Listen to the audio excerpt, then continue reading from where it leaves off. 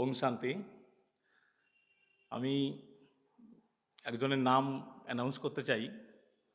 তার আগে আমি বলতে চাই যে ব্যর্থ সময়কে কিভাবে কাজে লাগিয়ে সমর্থ করা যায়, সেটা তার অনুভবের উপরেই আমরা জানতে পারবো। তো অ্যাকচুয়ালি আমাদেরই এক ভাই বাচ্চাকে স্কুলে ঢুকিয়ে দিয়ে এবার তার পরীক্ষা চলছে, তখন বসে থেকে উনি মনে ভাবছেন যে এবার এই সময়টাকে আমি কি করব, সেই সময় আমাকে বসে থাকতে হবে। তো সেই সময়টাকে কাজে লাগিয়ে সেই ব্যর্থ সময়কে উনি কিভাবে সমর্থ করেছেন, অষ্টশক্তি নবনিধির উপরে উনি কি অনুভব পেয়েছেন, সেটাই উনি এখন আমাদের কাছে বলবেন। এবার হনুমান চালিসার উপরে চার সাগর মন্থন করে হীরে রত্ন কি পেয়েছেন, উনি সেটা আমাদের কাছে ব্যক্ত করবেন। মোস্ট ওয়েলকাম বিকে অরূপ ভাই। আমি মঞ্চে আসার জন্য ওনাকে অনুরোধ করছি। বিকে অরূপ সিনহা। ওম শান্তি। আসলে বাবার জ্ঞান আমাদের সবার কাছেই আছে, আমরা তো রোজই শুনি, ক্লাস করি। তো এই আজকেরও মুরলির মধ্যে অষ্টশক্তি অষ্টদিব্যগুণের ধারণা কিভাবে করতে হবে বা কিভাবে আহ্বান করব, বাবা তো আমাদের সব কিছুই শেখান, বলান। তো এই অষ্টশক্তি অষ্টদিব্যগুণ আমরা অনেক ক্লাসই করেছি, কিন্তু যখন আমরা নিজেদের স্বরূপকে দেখি, দেখতে গিয়ে আমরা সিদ্ধিদাতা গণেশের মধ্যেও নিজেকে দেখে থাকি। তো দেখতে গিয়ে সেখানে অষ্টসিদ্ধি এই শব্দটা পেয়েছিলাম। তো অষ্টসিদ্ধি কি, এটা অনেক দিন ধরেই একটু জানার ইচ্ছে ছিল। তো কোনো একটা ভিডিওতেও স্পার্কুইংয়ের দেখতে গিয়ে সেখানেও দেখলাম ওনারাও বলতে গিয়ে ওই অনিমা মহিমা और कुछ कुछ कुछ ऐसा भी है বলে ওটাকে পাস করে চলে গেলেন।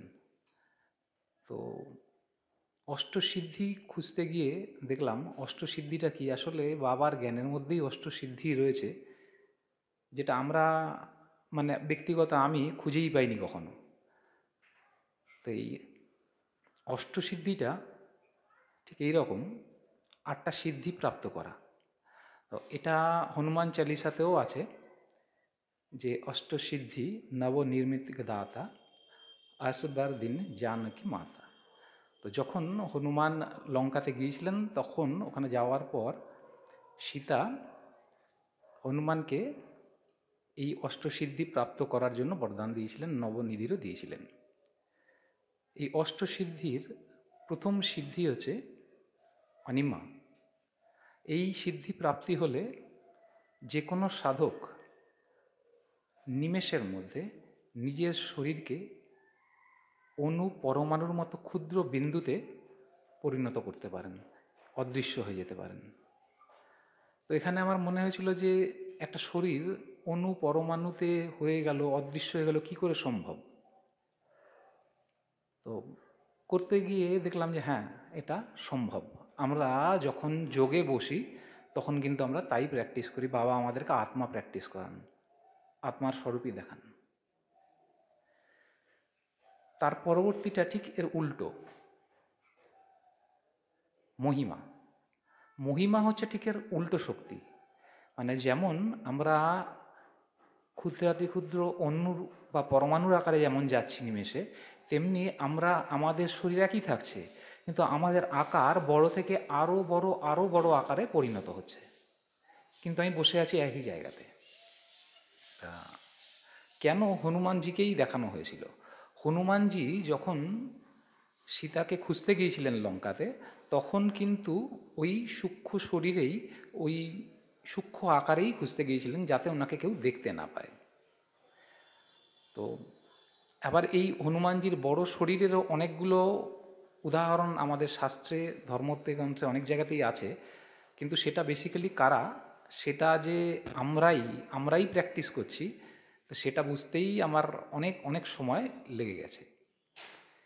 তো এই যে বড় শরীর করে নেওয়া, নিজেকে বিরাট আকারে নেওয়া, এগুলো আপনারা নিজেরা প্রত্যেকেই অনুভব করেছেন বা করবেন দেখবেন।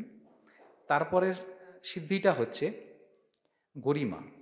গরিমা হচ্ছে আমি এক জায়গায় বসে আছি, একই রকম সাধক, কিন্তু আমার শরীর ভারী থেকে আরও ভারী, এতটাই ভারী যে কোনো কিছুই আমাকে নাড়াতে পারছে না।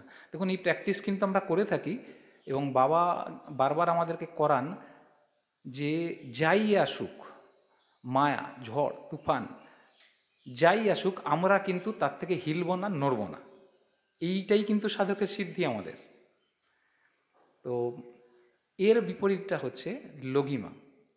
পুরো শরীরটাকে একদম হালকা, যতটা সম্ভব লাইট, একদম পালকের মতো। আজকের তো বাবার সমানই আছে, ফরিস্তা সমান, অ্যাকচুয়ালি তাই। ঠিক আছে, তা এই সিদ্ধি চারটে প্রাপ্ত হলে পরে, চারটে সিদ্ধি হচ্ছে বিপরীত প্রত্যেকের। তেমনি আমাদের শাস্ত্রতেও বলা আছে যে অনিমা সিদ্ধি প্রাপ্ত করতে গেলে পরে মহিমাকেও প্রাপ্ত করতে হবে, কারণ সেকেন্ডের মধ্যে সূক্ষ্ম অবস্থা, সেকেন্ডের মধ্যে সেই বিরাট আকারের শরীর, এই দুটোর মধ্যে বারবার যাতায়াত করা। আবার তেমনি গরিমা আর লঘিমা, শরীরকে ভারী করা, হালকা করা কখন করব, এটা আমরা মোটামুটি সবাই ব্রাহ্মণরাই মোটামুটি জানি বা বুঝে গেছি, কিন্তু এই সিদ্ধিটা সম্বন্ধে ব্যাপারটা কি, এটা জানা আমারও ছিল না। তো এটা জানার পরে আমার মনে হয়েছে এই শক্তিগুলো আর সিদ্ধি কি করে কোরিলেট হয়।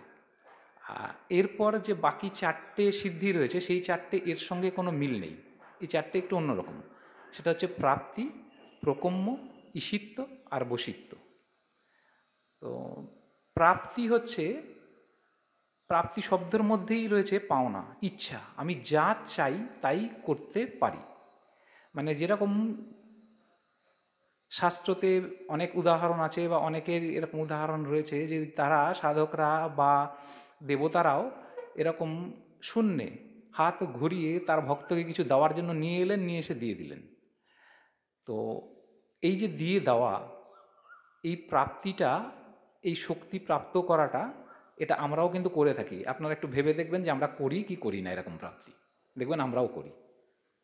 তারপর হচ্ছে প্রকম্য। প্রকম্য হচ্ছে যে কোনো পরিস্থিতির সঙ্গে নিজেকে খাপ খাওয়ানো, স্পেশালি প্রকৃতির সঙ্গে। মানে এই সিদ্ধি প্রাপ্ত হলে পরে সাধক জল, স্থল, আকাশ, যেখানে খুশি নিজেকে সেইখানে নিয়ে যেতে পারে এবং জলের তলায় গিয়েও অনেক সময় পর্যন্ত, দীর্ঘ সময় সে বেঁচে থাকতে পারে, নিজের আয়ুকেও লম্বা করতে পারে। দেখবেন এটাও আমরা প্র্যাকটিস করি, এটাও। তারপর হচ্ছে ঈশিত্ব। ঈশিত্ব হচ্ছে অ্যাকচুয়ালি ঈশ্বরের মতো গুণ প্রাপ্তি হওয়া, যেটা বাবা বারবার বলেন, আজকেও আছেন, সম্পন্ন সমান ভব। এই বাপ সমান আত্মা, অ্যাকচুয়ালি ঈশিত্ব মানে হচ্ছে বাপ সমান আত্মা বনা। তো এই সাধকের সাধনা, এটাও কিন্তু আমাদের সবারই তাই সাধনা, বাপ সমান বনা। তারপর হচ্ছে বশিত্ব। বশিত্ব হচ্ছে বশীকরণ, মানে সাধক যা চাইবে তার ইচ্ছে অনুযায়ী হবে। কীরকম, ধরুন আমরা যখন মনসা সেবা করি, আমরা কি করি, আমরা কারো কাছে পৌঁছে গিয়ে কারো ওপর ধরুন কারো সেবা করতে চাই, সেটাও করে থাকি মনসা সেবার দ্বারা, এটাও বশীকরণ, এটাও বশিত্ব।